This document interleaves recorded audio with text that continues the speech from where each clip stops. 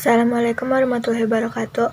Saya Nabila Aulia, nomor absen 21 dari kelas 11 MIPA 2, akan mempresentasikan tentang sistem ekskresi pada manusia. Berikut penjelasannya.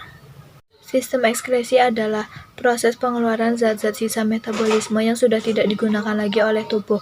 Zat ini dapat berupa karbon dioksida, urin, urea, keringat, dan senyawa-senyawa lain yang bersifat toksik atau racun.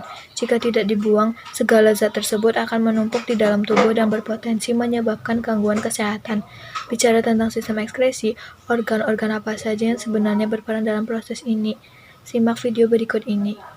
Yang pertama ada ginjal. Ginjal merupakan organ ekskresi pada manusia yang berbentuk seperti kacang. Jumlahnya 2 dan terletak di kanan dan kiri tulang belakang, tepatnya di bawah hati dan limpa. Dalam tubuh manusia dewasa, ginjal biasanya memiliki panjang sekitar 11 cm. Berat dan besarnya bervariasi, tergantung jenis kelamin, umur, serta ada tidaknya ginjal pada sisi lain. Fungsi ginjal bagi tubuh sebagai berikut. 1. Menyaring dan membersihkan darah. 2. Membuang sisa metabolisme seperti urea, asam urat, obat-obatan, serta zat lain yang bersifat racun. 3. Mengatur keseimbangan air dalam tubuh. 4. Menjaga keseimbangan pH darah. 5. Menghasilkan hormon. Kemudian ada bagian-bagian ginjal yaitu 1. Korteks ginjal.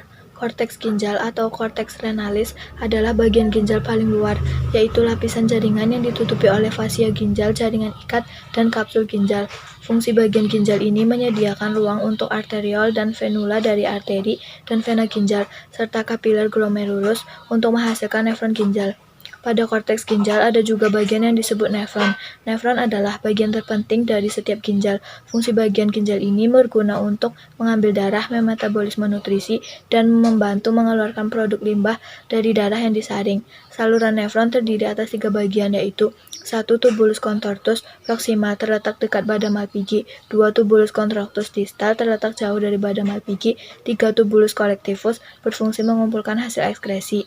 Yang kedua ada medula. Medula adalah bagian dalam parenkim ginjal. Bagian ini merupakan jaringan halus yang terdapat di dalam ginjal. Di salah satu ujung setiap nefron di korteks ginjal terdapat struktur berbentuk cangkir yang disebut kapsul Bowman. Ini mengelilingi seberkas kapiler yang disebut glomerulus. Setelah memasuki kapsul, cairan yang disaring mengalir sepanjang tubulus contortus proximal ke lengkung Henle dan kemudian ke tubulus contortus distal dan ductus pengumpul, lalu mengalir ke ureter. Yang ketiga ada pelvis renalis. Pelvis renalis ginjal adalah ruang berbentuk corong yang di bagian terdalam ginjal.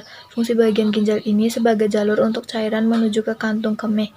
Dalam pelvis ginjal terdapat bagian yang disebut cycles atau calyx. Ini adalah ruang berbentuk cangkir kecil yang berfungsi bagian mengumpulkan cairan sebelum pindah ke kantung kemih.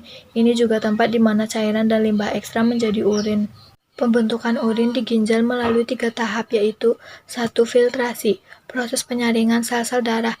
Hasil dari proses filtrasi berupa urin primer yang masih mengandung air, glukosa, dan asam amino, akan tetapi sudah tidak mengandung protein dan darah. Yang kedua ada reabsorpsi. Proses penyerapan kembali zat-zat yang masih dibutuhkan oleh tubuh.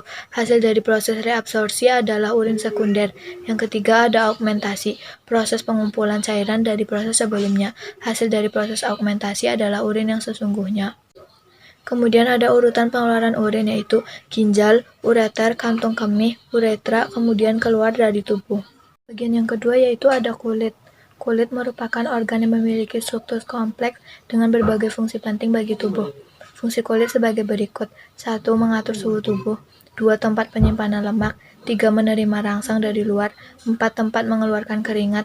5. Mengurangi kehilangan air. Kulit terdiri atas 3 lapisan yaitu 1. Epidermis, merupakan kulit yang paling luar dan sangat tipis. Kulit ari terdiri atas 2 lapisan yaitu lapisan tanduk dan lapisan Malpighi. Yang kedua ada dermis. Dermis merupakan lapisan kulit di bawah epidermis. Terdapat beberapa jaringan yaitu 1. Kelenjar keringat berfungsi untuk menghasilkan keringat. Yang kedua kelenjar minyak berfungsi untuk menghasilkan minyak agar rambut tidak kering. 3. Pembuluh darah berfungsi untuk mengedarkan darah ke sel akar rambut. Yang keempat ujung-ujung saraf. Ada ujung saraf peraba dan sel saraf perasa. Yang C. Ada hipodermis, terletak di bawah dermis. Bagian kulit ini terdapat banyak lapisan lemak yang berfungsi untuk melindungi tubuh karena benturan, menahan panas, serta sumber energi cadangan. Bagian yang ketiga yaitu ada paru-paru atau pulmo. berfungsi sebagai alat pernafasan. Paru-paru sebagai alat ekskresi berfungsi untuk mengeluarkan karbon dioksida dan uap air. Paru-paru terletak di dalam rongga dada dan bagian bawahnya menempel pada diafragma. Paru-paru dapat dikatakan sebagai organ ekskresi karena mengeluarkan udara yang mengandung karbon dioksida serta air. Bagian yang keempat ada hati atau hepat.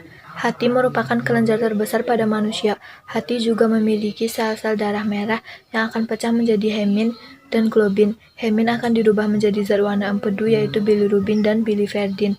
Sementara zat warna empedu keluar bersama feses serta urin dan akan memberikan warna pada feses dan urin menjadi warna kuning. Hati sebagai alat ekskresi karena sel-sel yang terdapat di hati memiliki fungsi sebagai tempat perombakan sel darah merah dan menguraikan hemoglobin sehingga menghasilkan zat warna empedu atau bilirubin. Berikutnya ada gangguan dan kelainan pada ginjal, antara lain 1. Batu ginjal, terjadi karena adanya endapan garam kalsium dan dalam ginjal. Yang kedua ada albuminuria, yaitu gangguan pada sistem penyaringan darah pada ginjal sehingga darah masih mengandung protein.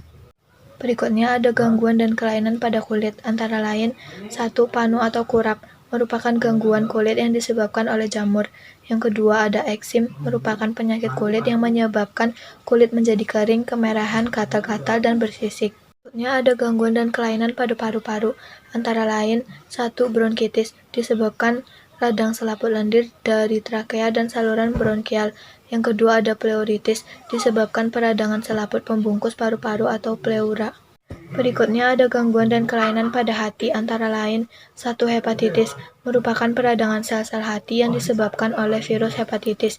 Yang kedua ada kanker hati, disebabkan oleh berkembangnya sel kanker pada jaringan hati.